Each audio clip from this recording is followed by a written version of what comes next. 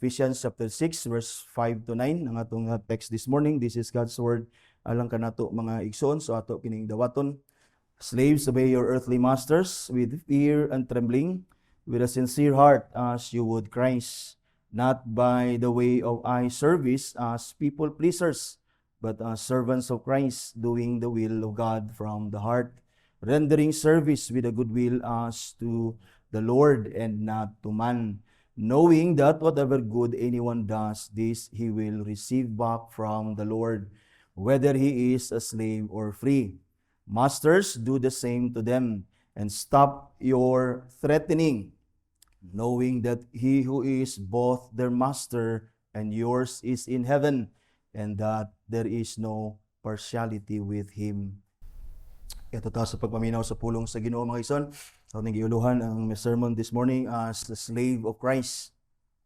Now, as a bondservant or as a slave, bondservant, slave na siya diya, that is doulos, slaves of Christ, and as slaves of Christ, we are to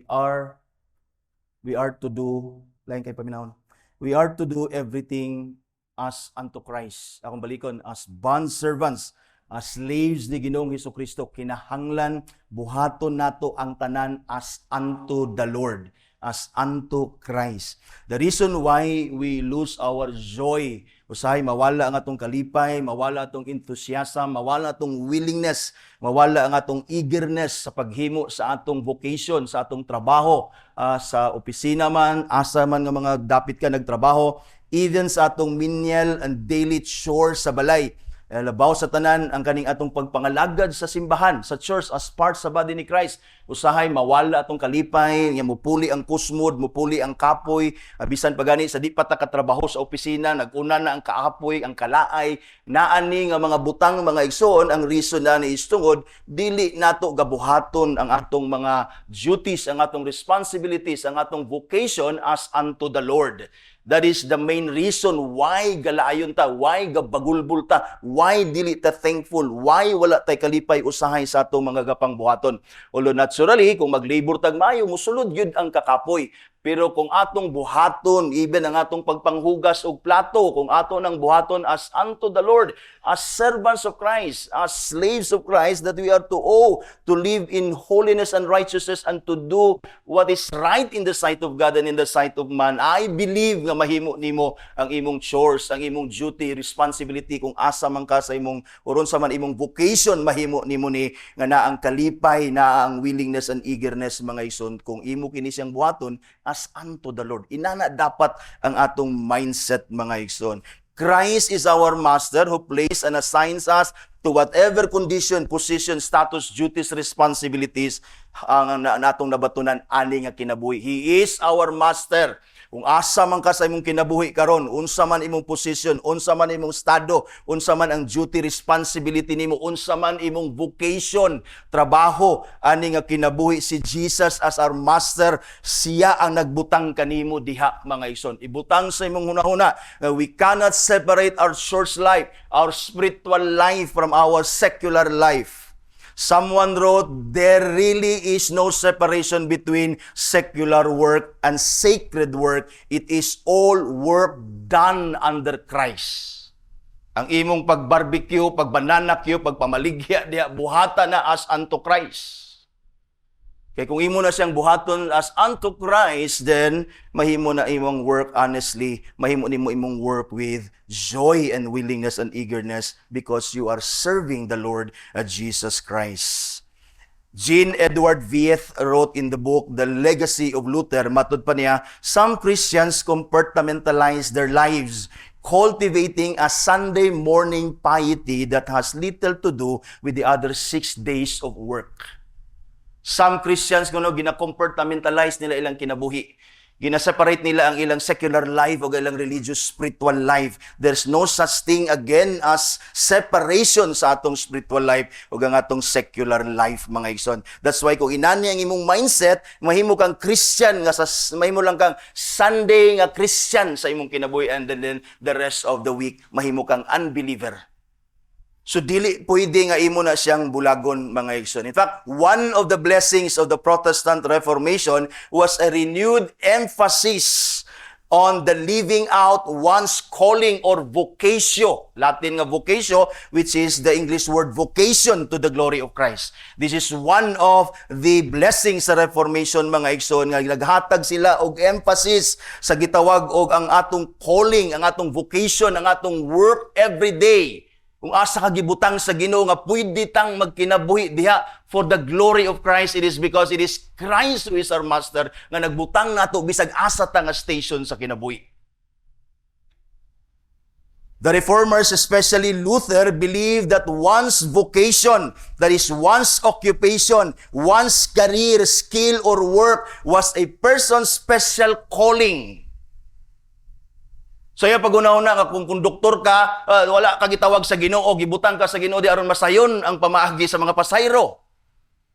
Kung nahimo kang doktor, nahimo kang engineer, gibutang ka sa Ginoo diha para sa blessing sa katawan sa Ginoo and even gani sa mga unbelievers. So calling na nimo, special calling na nimo, requiring God-given talents. Yes, ikaw ang nag-eskwela pagka-engineer, but it is God giving you that ability nga masabtan nimo ng imong lesson nga mahimo kang engineer one day. Kung teacher man ka, yes, natingala ka nga naka-inclination ana nga klase nga kurso. Klase nga panginabuhi. It is because the Lord has given you that even that inclination nga mao na imong eskwelahan, and so nahimo kang maestra. Wala ka nahimong maestra by accident, although niagi kag mga training for 4 years or unsa man nga mga tuig imong giagian, but it is the Lord has given you grace, and it is the Lord who calls you ana nga vocation, mga igsoon, so that you can serve God ana nga pamaagi as a servant and as a slave of the Lord Jesus Christ. Sabta, bisan imong pagpamaligya diha sa merkado, gibutang ka sa Ginoo diha. So ayaw na i-look down or i-underestimate ang imuhang vocation na gihatag sa Ginoo. In fact, it is God who made poor and it is God who made rich. Wherever station we have in this life, it is the will of God nga naa ka diha. It is a person's special calling requiring God-given talents. And God Himself is active in daily labor, family responsibilities, and social dealings using our vocation. God uses us as means to accomplish His work daily on earth for the good of man in general. Again, si Vieth, nagsulat siya, ningon siya to Luther, the doctrine of vocation has to do with God's providence, how He governs and cares for His creation. Vocation is at the heart of Luther's ethics, matod ba niya, and is the locus for the good works that are the fruit of faith. You see, our faith nasa fruits of righteousness, nasa good works, nga maka-benefit dili lang kita sa simbahan, but all the people that surrounds us daily. That's why we are to live our Christian life daily, mga igsoon, dili lang Sunday. To Luther, our vocations are masks of God. To Luther, ang atong mga vocation, trabaho nato, ang commands, ang 10 words sa covenant nato, 6 days you shall labor. In 6 days, God uses you as His mask. Maskara ka sa Ginoo. Matod pa ni Luther, that is, God hides Himself, that He is present but not visible in the ordinary human beings who bless us by their actions day by day. And God hides Himself in us as His bondservants, as His slaves to bless others through our actions and through our vocations. God works through us and our vocation. Thus, we are to do everything as unto Christ our Master, who calls us and gives us not only our jobs, chores, duties, responsibilities in all of life, but talents, gifts, and abilities as well. Siya ay naghatag natong atong abilidad. Pagpamulkit sa ligid, pagpangayo sa mga unsa nang imong gapang-ayuhon diha bisag wa ka mag-eskwela, the reason why nagbaton ka ng abilidad, it is because the Lord our Master has granted us those abilities so that we can serve others for His glory. I hope dili nimo i-despise ang unsa man ang imuhang vocation, mga igsoon.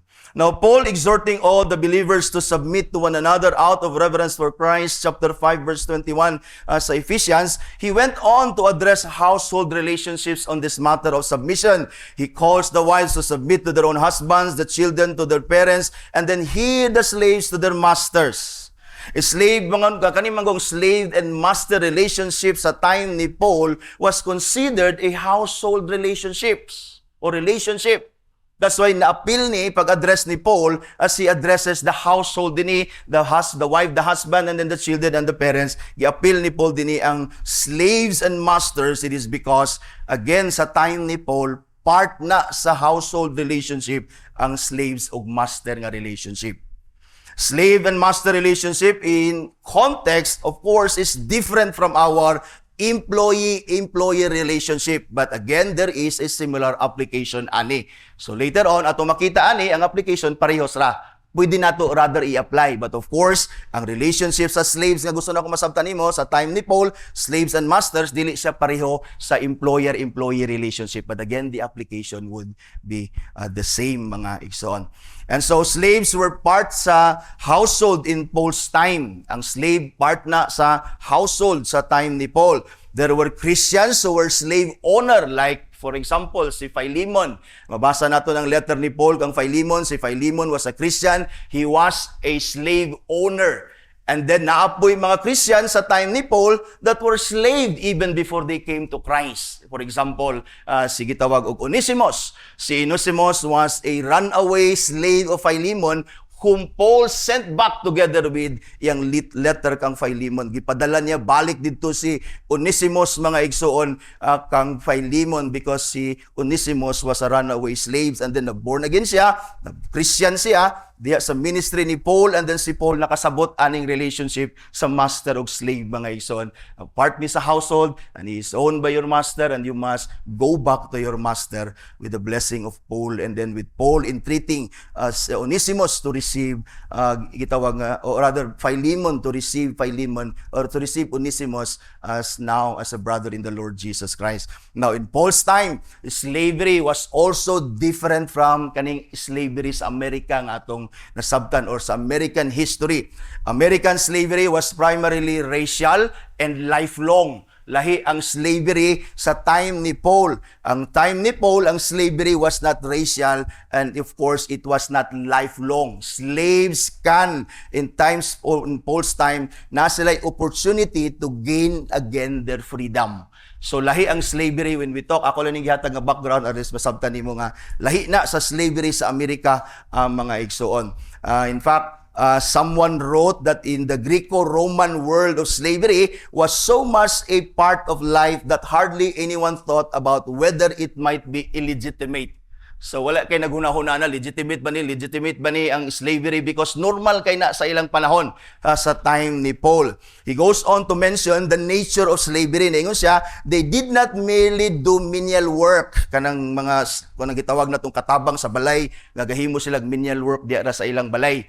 So ang mga slaves kaniadto, they matud pa niya, they did not only do menial work, they did nearly all the work, including oversight and management and most professions. Matod pa niya, ningon din siya, some slaves were more educated even than their masters sa unang nga panahon. So dili na pareha sa tong katabang. Ang katabang di gid siya mulabaw sa imo kung doktor ka. Nay usahay sa ilang panahon nga master ka, but ang imong mga slaves are more educated than yon, more di ba, trained sa imuha. So matod pa niya, they could own property ang slaves kaniadto, even allowed to save money to buy their freedom. No slave class existed kaniadto, for slaves were present in all but the highest of economic and social strata. Many even slaves, matod pa niya, gained their freedom at the age of 30. So part na sa ilang socio-economic nga life kaniadto, mga igsoon. Ako ning gisulti because aron di ta maghuna-huna nga even ang slavery, even the Bible is not against slavery in general. Sige, alaw ni. Ako nagipakita, ang history sa American history nga slavery, different na. The Bible is against anang kind of slavery. That's why si Paul, dili nimo makita dili that he is explicitly against slavery. You see? Because the Bible is not against slavery in general, but rather the Bible is against cruelty and injustices sa slavery. Mura na siya. So, pareho ra gyapon na sa atong employee-employee relationship karon. Walay problema ang ginawa na. But kung ang atong mga employer is cruel, injustice kayo sa ilang mga empleyado, dili na siya mayo. So muna ang against sa scripture, mga igsoon. The Old Testament does not regard the possession of kanang gitawag nga slaves to be always and under all circumstances as moral evil. So dili inana ang view sa scripture concerning sa gitawag og slavery. Now, even the Mosaic Law has provisions for slavery. If you notice, if yung basahon mo ang Mosaic Law. Now, Paul, again, did not show explicitly his opposition as kaning slavery sa iyang time. Kaning kind of slavery sa time ni Paul is an accepted practice ni sa iyang panahon. That's why si Paul, as Christian, wala siya nag-oppose explicitly. He even exhorted the believers who were slaves when they were called to Christ to remain slaves. Now, if you can gain your freedom, matod pa niya, then gain your freedom. But kung dili, stay as a slave when Christ has called you. For example, 1 Corinthians chapter 7, verse 20 to 24. Dingon si Paul, each one should remain in the condition in which he was called.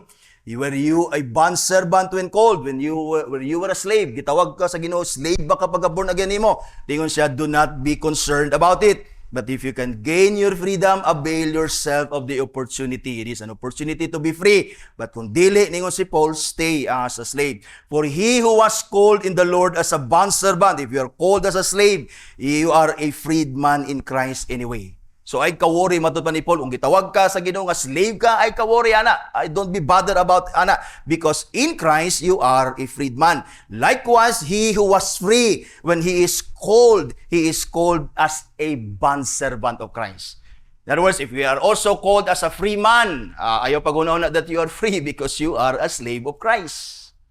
So munang pasabot ni Paul, ningon siya, you were bought with a price. Ningon siya, do not become bondservants of man. So brothers, in whatever condition each was called, whether you are a bondservant when you are called to Christ, or you are free man when you are called to Christ, let him remain with God. You see, kung na-bondservant ka, matod pa ni Paul, kung servant, free man ka when you were called to Christ, pagpabilin diha sa Ginoo. Pwede pagpabilin diya, you are a servant, then serve your master as unto Christ. If you are a free man, then live your Christ as unto Christ. Because if you are even a master, kay free man ka, the possibility nga, you're a master, you own a slaves, paghuna-huna that you also have a master in Christ Jesus. So that's the point ni Paul, mga isons. Here we see the scripture is not totally against slavery. Even Christians are allowed or are called even slaves of Christ. So ang Bible, dili siya against slavery. Kitara ang dili ganahag slavery. Because, by nature, against gid ta sa authority. Ang Bible dili siya against sa slavery, mga igsoon, because even Christians are called slaves of Christ. Which most of us, dili taganahan anak nga term. We rather change the word slave sa servant. We are servants of the Most High God. Kay gusto lagi tag kinapayas, gusto ta nga ma-lift up ang atong self. We do not want to be humbled at tubangan sa Ginoo. That's why ako ning giuluhan, instead of bond or servants, or rather slaves of Christ, instead of servants akong gamiton. Because the word na gigamit din ni Paul is doulos, which means slaves, dili servant, mga igsoon. So Christians are called slaves of Christ, slaves of God, and slaves of righteousness. In other words, Christ is our master, and we are all His slaves. Whether you are an employer, you're a master, you are a slave owner, aning a life, you're still under Christ as His slave. And I hope you will rejoice, Anna, that you're a slave of Christ. You're not a slave of yourself. You're not a slave of sin. Much more, you're not a slave of Satan. And as a slave of Christ, sumalas akong gigangon, we are to do everything as unto Christ. Again, the Bible is only against cruelty, injustices, and slavery.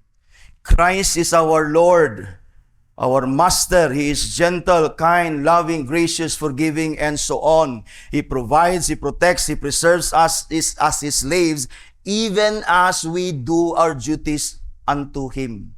Thus, there is no better status in life and in this existence than to be a slave of Christ. Wala na'y lain pa nga pinakanindot nga estado ani nga kinabuhi than to be a slave of Christ.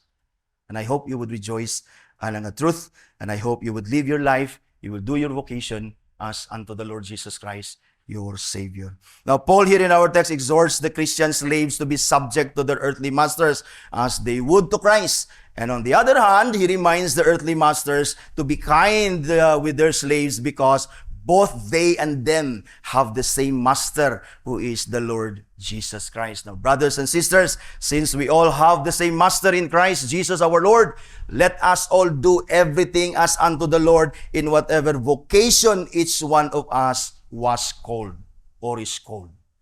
Kay pareho ra tag master, whether you're a slave, you're an employee, an employer, unsa man ang imong vocation ani nga kinabuhi, brothers and sisters, atong buhaton ang tanan as unto the Lord, because siya ang nagbutang nimo kung asa man ka. Unsa man imong gabuhaton sa 6 days, ang Ginoo'y nagbutang nimo diha. Buhata ang tanan as you would unto Christ, your master. So there are two things na akong i-consider. Of course, very obvious. Slaves or bondservants, they are to do everything as unto Christ. Masters, they are to remember that they are also slaves of Christ. Aron di ta maghari-hari, dili ta mahimong tyrant, dili ta magdaog-daog, mo-oppress sa mga tao that God has put under under us, mga igsuon. So masters must remember that they also are slaves of the Lord Jesus Christ. So first, ato ning buhaton as our application, mga igsuon, we are to do as slaves. As slaves, we all have vocation sa kinabuhi. Even Christians are all slaves of Christ din sa simbahan. We have church duties and responsibilities sa simbahan. Mga igsoon, you are and we are to do everything as unto Christ. Kasi kana palang daan, mawala na ang kusmod, mawala ng bagulbol, ang even ang imong kakapoy, mupuli ang kalipay nga maghatag sa imong kusog. The joy of the Lord will become your strength kung inana imong mindset when you do everything. So ayaw bulaga ang imong pagpangalagad sa Ginoo o ang imong pagskwela pagtrabaho. Ayaw bulaga ang imong spiritual life sa imong secular nga life. Do everything every day as unto the Lord.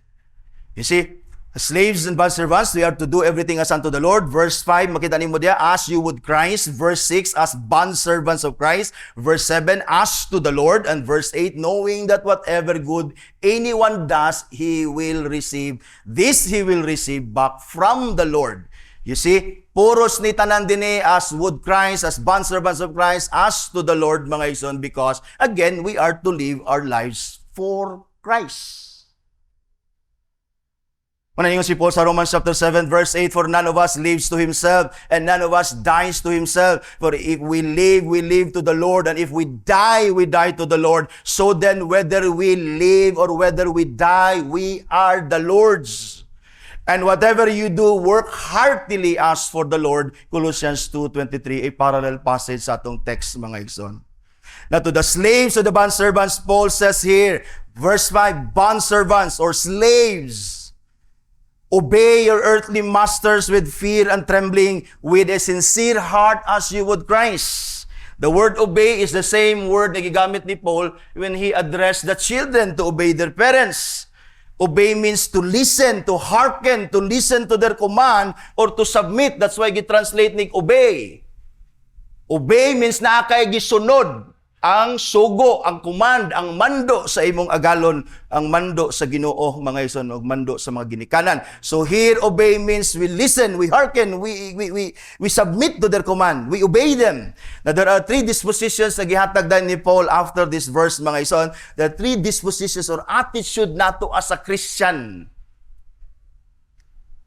As a Christian servants of Christ, yung ipakita ni Paul din as we do our vocation. First, we are to work or serve or do whatever we are called to do respectfully as unto Christ. So as you perform your vocation karon nga semana for the rest of your life, so good karon, as we are reminded ani nga kamaturan, we are to do our work, our duty, even our menial chores diya sulod sa balay, respectfully as unto Christ.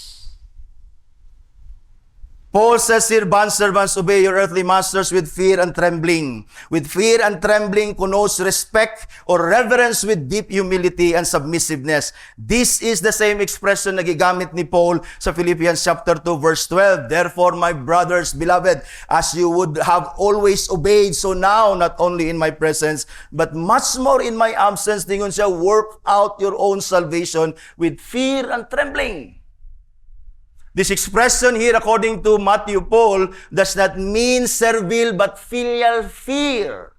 Dili ni siya servant nga fear, kaning sa Philippians chapter 2 verse 12, nagigamit ni Paul ang expression ang gitawag og fear and trembling, but this is filial. Fear ni, respeto ni sa usa ka anak sa iyang amahan, sa iyang ginikanan. Implying deep humility and submissiveness of mind with reverential awe to divine majesty. A solitude that is excessive concern to avoid the evil. As a servant, or as one who respond to the working of God sa atong sulod with fear and trembling, we honor God, we respect God, we submit to Him with reverential awe as God is God, and with a solitude that with excessive concern nga atong i-avoid ang evil that which is offensive to God and that separates us from God. So the fear and trembling here is with deep humility and submission to God, with honor and respect unto Him as our God. So the expression here sa mga servants nga, to obey your masters with fear and trembling, connotes kaning gitawag nga deep humility, submission, or respect and honor to your masters. Psalm 2 verse 11, ingon din, serve the Lord with fear and rejoice with trembling. Paul uses this expression on himself in 1 Corinthians chapter 2 verse 3. I was with you in weakness and in fear and trembling and much trembling. That is in much humility and respect sa tanan. Kaya kung namay nagrespeto sa tanan, ubos og taas si Pablo, nagrespeto siya sa tanan. He honors and he respects all, and he is in humility always when he faces the people of God, and even he preaches the gospel unto them. This expression carries the same idea as out of reverence for Christ. Kanang nadya sa chapter 5 verse 21, mga isun, wherein Paul, he exhorted all of us to submit to one another out of our reverence for Christ. We submit to one another out sa atong pagrespeto ni Ginoong Jesucristo. So servants, as we perform our duties every day sa atong vocation, let us do them respectfully as unto Christ, mga igsoon. Sama nga ato kining gibuhat diha kang Ginoong Jesucristo, or sama sa atong pagrespeto diha kang Ginoong Jesucristo. Muna yun ni Paul din, bond servants, obey your earthly masters with fear and trembling, with a sincere heart, as you would Christ. As you would Christ means daw sama nga ga-obey ka kang Christ, that is with all humility and submissiveness out of reverence for Christ. And because we serve as we would Christ, this submission, this humility, this respect nga atong ipakita sa atong mga agalon, mga ison, must be sincerely from the heart. It is because ato ning gibuhat, sama nga atong gibuhat kang Christ. Now, think about ana sa imong pagserbisyo kung asa ka karon nga trabaho. Buhatan na nga sama nga imo nang gibuhat kang Christ. Ang imong pagrespeto sa ila sama sa imong pagrespeto ni Christ. As a slave of Christ. On the other hand, ang imong pagdisrespect sa ila, maura nang imong pagdisrespect ngadto kang Christ. You see? Brothers, nganong ato mang i-respect sila out sa atong kasing-kasing, because nausahay ang atong respect sa ila, ang atong pag-honor sa ila na lang external. Di gyud tinuod ang atong kasing-kasing, mga ison, nga nag-honor, nagrespeto sa ilaha. Kung dili na kinasing-kasing, dili na as unto Christ. Now we are to respect kanang atong mga agalon or sa atong pagtrabaho, kung kinsa man atong empleyado, mga iso na sa application, kinahanglan aton ning buhaton ang atong pagrespeto sa ila at kinasing-kasing. Kinasing-kasing gyud, mga igsoon. Tungod kay ang Dios gatan-aw siya kanunay sa atong kasing-kasing. Proverbs chapter 21 verse 2, every way of a man is right in his own sight, but the Lord weighs the heart. The Lord weighs the heart, because there from the heart comes atong kasing-kasing ang motive, ang intentions nga gabuhaton sa tao, mga igsoon. Dili lang gagagikan sa atong kasing-kasing ang atong motibo, ang atong mga intention sa tanan natong gabuhaton. Makita pod ug madayag pod diha sa atong kasing-kasing kung kinsa ta nga mga tao. Because kung evil ang nagpuno sa imong kasing-kasing, you're an evil person. Ang imong gabuhaton evil gyud. Even your respect is evil at tubangan sa Ginoo, because that does not come from a sincere heart, mga igsoon. You see? Muna gingon sa Ginoo kang Samuel, mga ison, samtang si Samuel gisugo sa Ginoo pagpili iyang gitan-aw ang outward nga appearance. But ang Ginoo, for the Lord, ingon siya kang Samuel, for the Lord sees not a man as sees. Man looks at on outward appearance, but the Lord looks at the heart. Now, brothers and sisters, atong performance, atong vocation, everyday, mga igsoon, buhaton nato na respectfully as unto Christ from our hearts. From our hearts. Paul says here, obey your earthly master, distinguishing them from our heavenly master, which is the Lord Jesus Christ, mga igsoon. The word earthly here, of course, is the word sarx or flesh. The word sarx, mga igsoon, as a Greek, could also mean the sinful human nature which is prone to sin and opposed to God. With this, Paul could have in his mind unbelieving masters. Igamit ni Paul ang earthly, of course, to differentiate, to distinguish that we have heavenly master which is Christ. But of course, using these earthly masters, of course, nagpasabot na kaning atong earthly nga mga masters o gagalon. But the word sarx there could mean sinful or unbelievers ni nga mga master. In other words, mga isan, it is, of course, with all probability or greater probability that most of the Christians nga slaves, ang ilang masters are unbelievers. Dako na nga probability. That's why si Paul din could have in his mind that he is encouraging slaves that even if your masters are unbelievers, you ought to give them due respect because ang imong pag-obey sa ila as unto Christ. We are to respect our unbelieving employers because God providentially uses them to meet our needs. And it's this God who placed them over us. That's why under them, we serve them with all respect, with all humility and submission as we would Christ. Because again, as I have said, our honor or respect sa ilaha is our honor and respect kang Christ nga nagbutang sa ato sa ilaha. You see? Kinahanglan tang mo respeto sa ilaha even if they are unbelievers. Di ba? So say mo yun man ta nga nagtrabaho man ta sa ilaha para madato sila o nagtrabaho po ka sa ila aron pug ka nga masweldohan aron pug ka nga mabuhi. Sila madato, ikaw mabuhi. So walay rason nga dili ka mo respeto sa imong mga agalon. Bisan pag unbelievers ang imong agalon. Bisan pag na injustices sa ilang kabuhaton sa imuha. Ang imong buhaton is to respect them as you would Christ. You see, I hope dili ta mo disobey ani mga igsoon. Our honor, our respect for our earthly master is shown in our honest performance of our duty. And of course, this leads us to our second disposition na gipakita ni Paul din attitude sa servants ni Christ sa ilang pag-perform sa ilang duty. Second, servants of Christ, slaves of Christ must perform their duty sa ilang vocation. Second, honestly as slaves of Christ. Honestly as slaves of Christ. Verse 6, ningon si Paul din not by way of eye service, as people pleasers, but as bondservants or slaves of Christ, doing the will of God again from the heart. Performing our duties by way of eye service or as people pleasers means dishonest, fraudulent, or deceptive nga pagpanarbaho, mga ison. Mura lang taan na og kung inana ka klase nga tao, mura lang kag mo trabaho kung na CCTV. Kasi usahay ka na ato mga opisina, gabutangan na nilang CCTV di, bisag wa na nagaandar. Para lang yun. Para lang yun mo trabaho ka. Kaya mo trabaho ramang kagnay magtanaw. Say nakalimutan nga si Christ gatanaw sa tuah. Dagan sa ato nga gapanarbaho online, why makakita? Mubita na usahay, mas mahadlok ang tao nga unas pastor, makita ang ginas pastor, mulikay sila mga sala. Kaya nila si pastor ay ilang gabantayan nga makita, nakalimot sila nga ang Ginoo nakita. Si Christ ang imong master, dili ako. Kung unang ingon nga kung masubo man ang inyong elders when you disobey God, much more God, ang akong kasubo, di kalabaw sa kasubo sa Dios. If I am displeased sa imong disobedience sa word sa Ginoo, God is more displeased than I. And His displeasure is holy. Mine is somehow corrupt.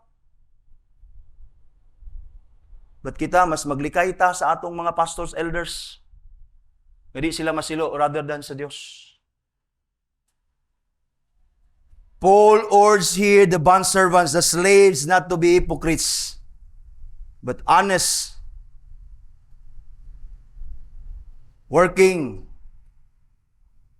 Mahimutang honest, dili ta mo trabaho lang working when somebody is watching us. Especially kung present ang atong boss, paspas kay tamanay, busy kay sa nga tanan. Pero kung wala, tanawa imong gabuhaton sa opisina, tanawa kung honest ba ang imong work. Honest ba imong work? Mahimo lang ng honest when you think of yourself as a slave of Christ. And Christ has placed you there. For the benefit of people nga nadya sa imong palibot. Ang common temptation sa mga servants, sa mga workers, sa employees, kani yung pagkatapulan. Mo gini atong common temptation. Laziness that leads to lying, working not properly and sincerely, which again tantamounts to dishonesty. And when you do these things, unya mo dawat lang gyapon kag sweldo. Nahulog nga ang imong gain is a dishonest gain. And the Bible is always against dishonest gain. In fact, it is a violation sa 8th commandment, thou shalt not steal. Dagan sa ato ni murag wala ra, it is because we don't think of ourselves as servants of Christ, nagibutang diha.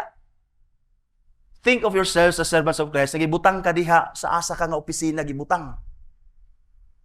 Ug asa ka nga gibutang nga vocation sa Dios. Think of yourself as a servant of Christ, a slave of Christ, so that you would work honestly.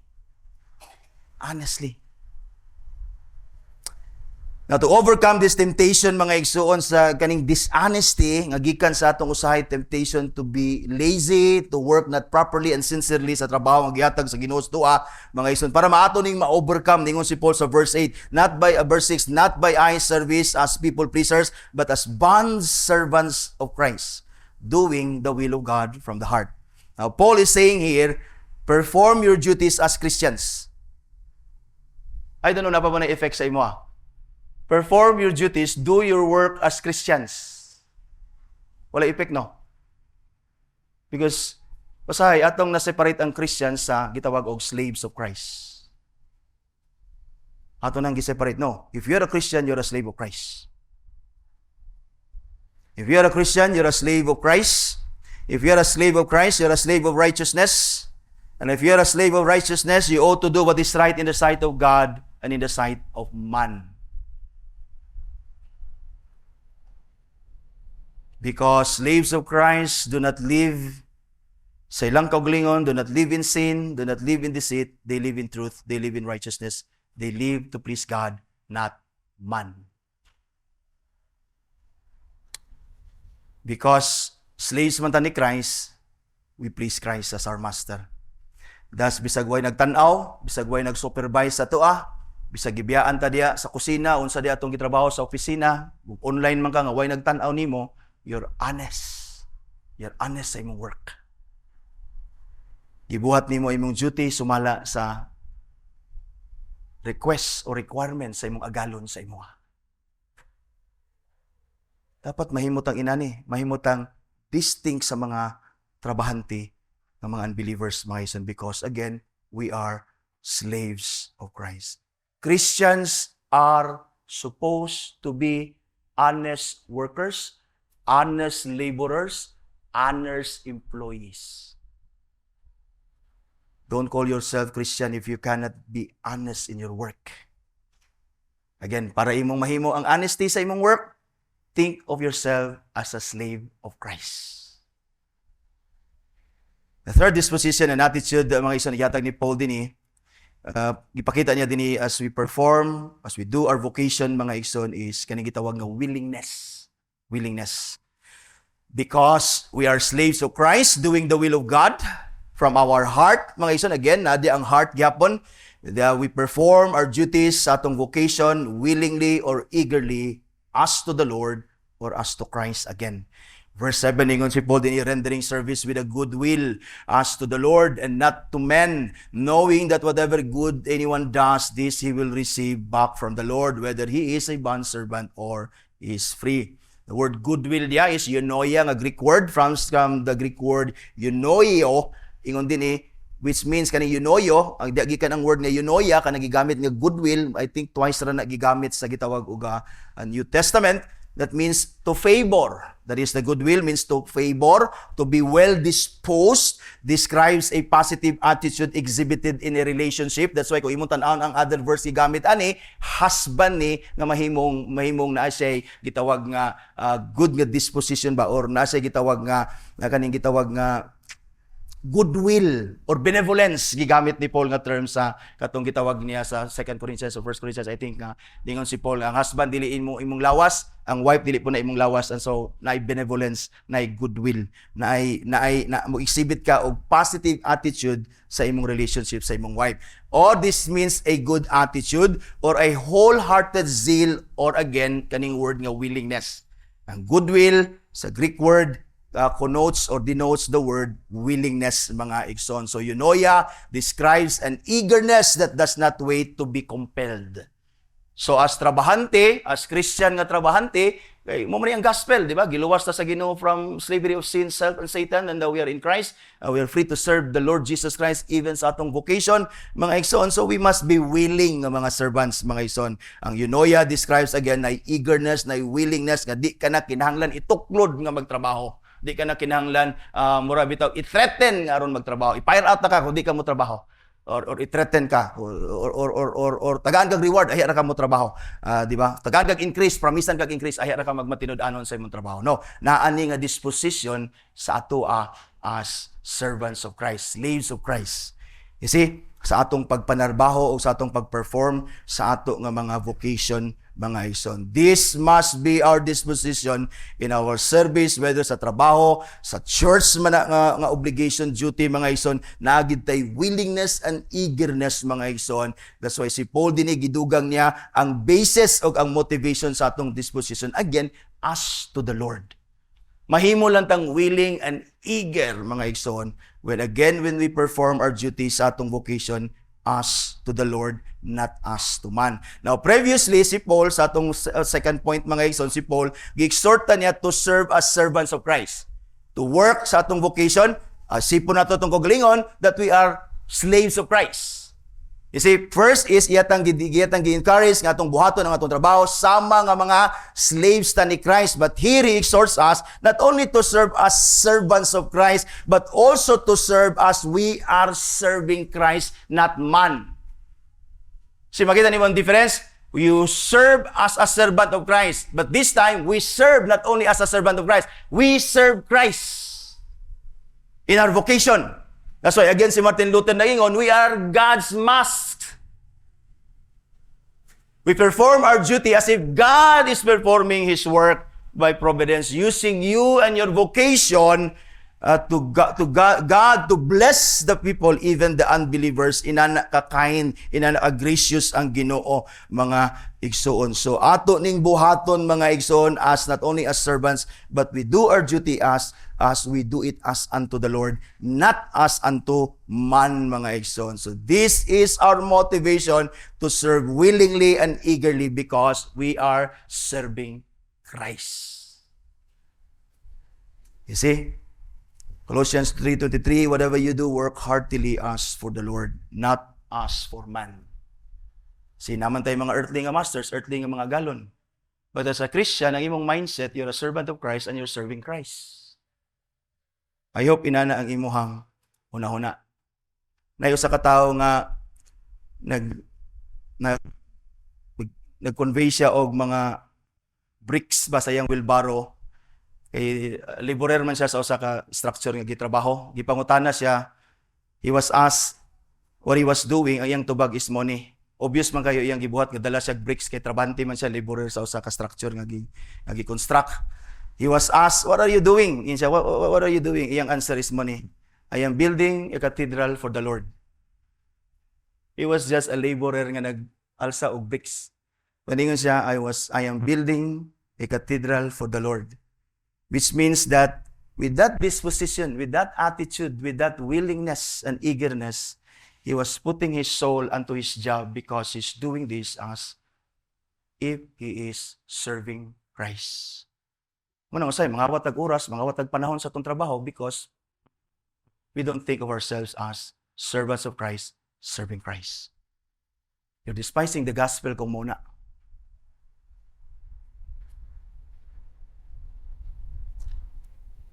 mahimo lang tang willing, eager, not complaining, not murmuring sa atong duty, trabaho asa man even sa balay, akong apilon, bisan pang panghugas og plato. Akong kakaobserbahan, daghan kay mga buak nga plato, tungod kay ang gaserbisyo, di nagahuna-huna, na servant siya ni Christ, and is doing this for Christ. I have done this sa akong kinabuhi, sukad pa sa una, even before ko nag-preach, ani. It is always my attitude, even manghugas ko plato sa taas. I always think of it as, I'm a servant of Christ, I'm doing this for Christ. Munang matingalan lang ko, mahumanan ako hugas tanan.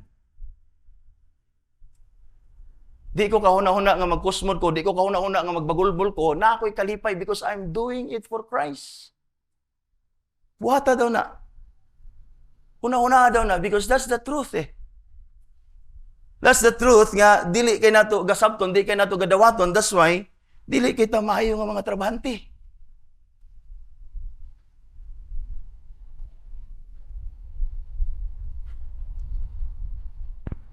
In other words, yeah, we are to work for money. But dili na siya, tinod na mag-work ta for money, but our disposition sa atong pagtrabaho is to please the Lord. It is to always please Christ, who is our Master. Who again please us, and who again has given us that ability nga nata diha. That's why, kinahanglan ta mahimong willing, eager, heartily ang atong pagpadarbaho. Uban sa pagkamapasalamaton sa Dios, ang gitagaan ta niya vocation as provision sa atong needs, that we can provide the needs of our house, even share to those who are in need, and also again participate sa work, sa choice. When we do this, we do not only earn a living joyfully and thankfully. Huwag mo nang buhaton, bisag kapoy imong trabaho, dili lang kay naka-earn ka nga panginabuhi nga malipayon ka ug thankful ka sa Dios. But also you please the Lord. And idugang ni Paul din, whatever good that we do, mubalik na sa tuwa, because even the Lord rewards His servants. Ano ningon si Paul din, knowing that whatever good anyone does, this he will receive back from the Lord, because the Lord is our Master, who also rewards our labor. Kay lagi, siya'y nagbutang nimo diha. Siya'y nagbutang nimo dire. Siya'y nagbutang nimo dito.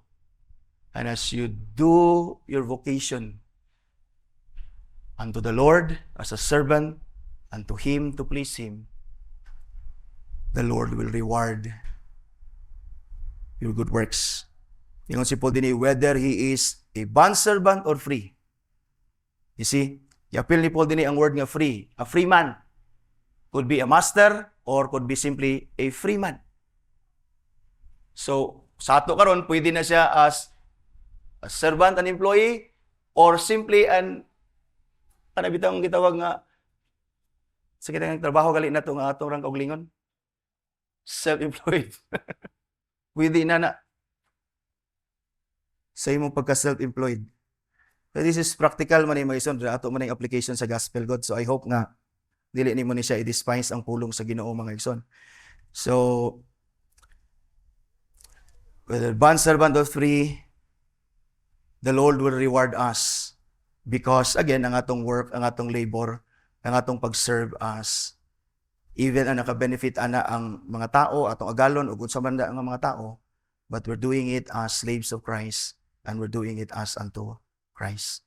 So as slaves of Christ, mga son, we are to do everything sa atong vocation, first, respectfully as unto Christ, honestly as slaves of Christ, we please the Lord, bisag way magtan-aw, gabuhat sa atong trabaho, willingly and eagerly, as we do it as unto Christ, mga son. Then Paul here proceeds sa earthly master. Masters, they are to remember that they are also slaves of Christ. Kasi naman siguro inaanato din nga na yung mga slaves, na yung mga katabang sa balay, di ba? Naman siguro nato din nga kung kanang nakay katabang sa balay, murag mo ingon-ingon ka ani nga context, because again, employer-employee gyapon ang relationship, but somehow nasa sa imong household. Ingon si Paul din, masters, do the same to them, and stop your threatening, knowing that, ingon siya din, he who is both their master and yours is in heaven, and that there is no partiality with him. knowing that he who is both their master and yours is in heaven. That this master is the Lord Jesus Christ who is in heaven, is kitang tanan ato siyang master, meaning is one Lord, is the one Lord, is our one master. Galon man ka, si Christ imong master. Empleyado man ka, si Christ yapon imong master. We have the same master.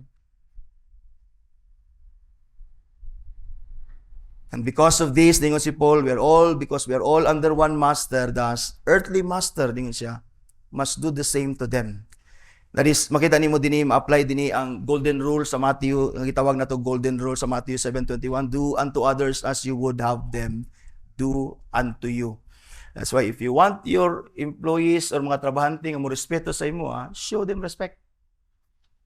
If you want them to do honest work, then be honest to them in paying their dues. If they want them to be willing, then be kind to them. Para mahimo silang willing, do not threaten them. Do not treat them as murag yung slaves like the American kind of slave. Treat them as brothers or sisters in Christ. Or even treat them as people created in the image and likeness of Christ, even if they are unbelievers.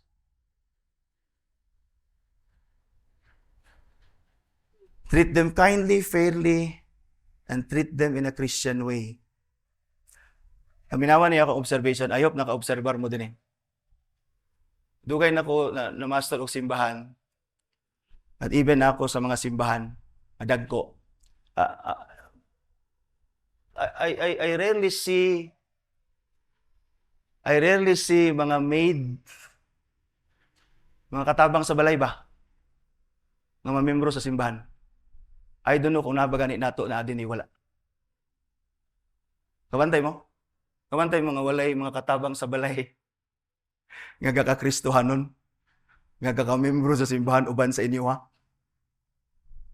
Nga naman na. It's because you're different there sa imong balay. Truth is, dili nila makita ang light sa gospel sa tuwa kung natas balay. Muna tinuod. Sakit.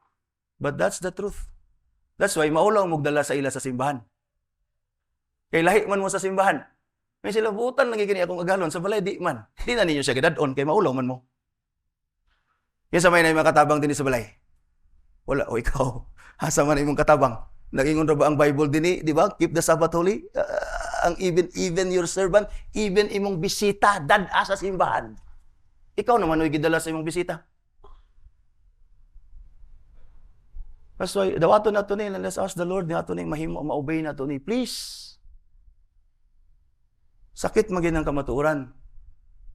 Pero kinahanglan natong buhaton as God's people. You see? Kung dili naman ang kapakita as kahayag sa imong katabang, ay na pagpakatabang, pagkaugalingon diya sa imong balay. Pagkaugalingon sa imong balay. We are to remember not only that we both have the same master, but that our master and their master is in heaven. Muna ang point ni Paul actually. He's not only saying that we have the same master. Remember that their master and your master is in heaven. He is your sovereign master. And He is sovereign master of all, that all, including earthly masters, are answerable to Christ. That He is the judge, and that He is the rewarder of all. And that Paul says here, there is no partiality with Christ. We're all equal in His sight. God is no respecter of person. He deals with all of us fairly as His servants. That is why we are also to be fair to those who serve us and under us. Si Job nasabtan kayo niya nga kamatuoran and accountability with God. Ningon si Job sa Job 31:13-14, if I have denied justice to any of my servants, whether male or female, ningon siya, when they had a grievances against me, ningon si Job, what will I do when God confronts me? What will I answer when God hold me to account? Nasabtan ni Job nga, nasa servants pero he must treat them fairly because he will stand before God. God is also his master that will call him to account kung giunsa na iyang mga sulugoon sa balay. Unang ayop, kung natay mga sulugoon sa balay, mamembro gid siya sa simbahan. I-part na siya sa imong household.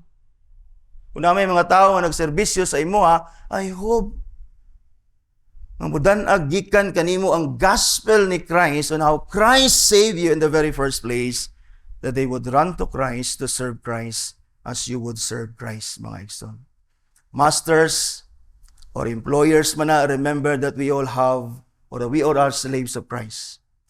All of us, whatever vocation we have in this life, we are all under Christ, our Lord and our Master. Therefore, let us do everything as unto Christ in whatever vocation each one of us is called. Let us do everything as unto Christ for the glory of Christ in the gospel, for saving us from our sin, from our self, from Satan's slavery, that we may be his slaves. And thankfully, nahimot ang slaves ni Christ, and that as slaves of Christ, that we may be free to live for him, and also as slaves, honoring him in our vocation, serving him willingly, gladly, thankfully, and lovingly. Think of yourself. Asa man ka nga vocation, unsa man imong vocation. You're a slave of Christ. You ought to work for Christ. You ought to please the Lord nga nagbutang sa imo diha. And so buhata ang imong trabaho as unto Christ, that the world may see nga mo ni ang servants ni Christ na iyang gisave from selfishness, from sin, and from Satan. They are benefits sa kalibutan. They are God's must. That God works his work of blessing even the unbelievers. And above all, brothers and sisters, aton ning buhaton sa atong mga kaigsunan. I hope that you will see yourself today as a servant of Christ, a slave of Christ, working for the glory of Christ.